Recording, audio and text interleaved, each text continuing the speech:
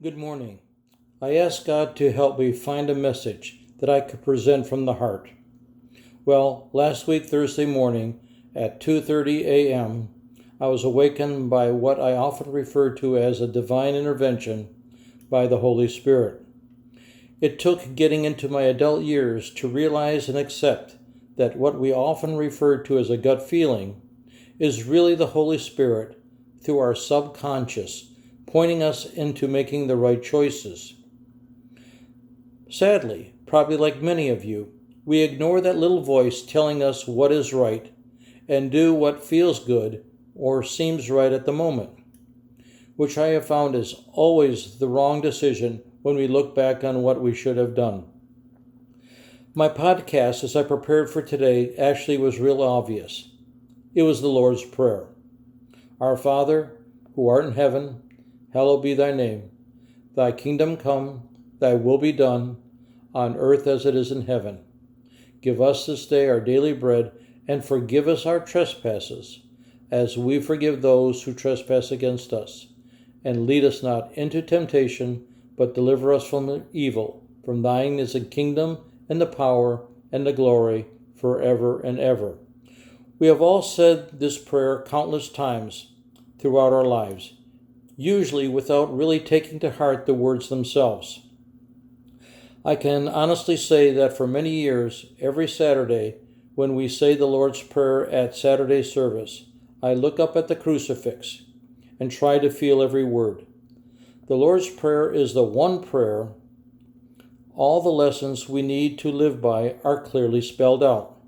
Lessons that we all have learned in catechism, Bible studies, and Sunday sermons.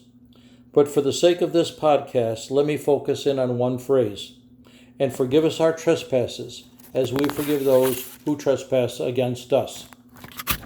There are many examples to God's forgiveness in the Bible, but this phrase is one that hits close to home for me.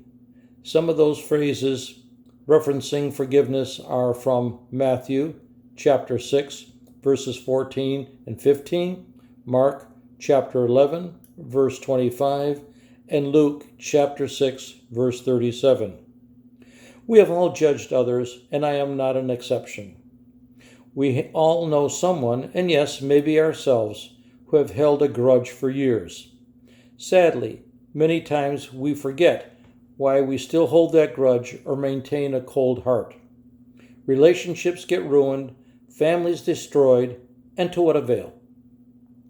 To feel we have to be right? We all feel it is our right to judge.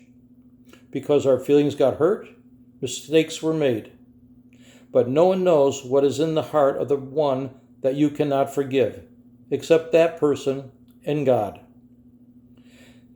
It is each of our duties as children of God to forgive even the most outrageous of trespasses, for it is a true Christian who can let go, as difficult as it is, versus holding on and in essence being a hypocrite to one of God's many pathways to heaven. Forgive him, that your Father in heaven may also forgive you your trespasses. I'd like to thank my son Scott, who I'm very proud of, for creating this podcast and providing the pathway for even one person to find their way back to God. So forgive that someone.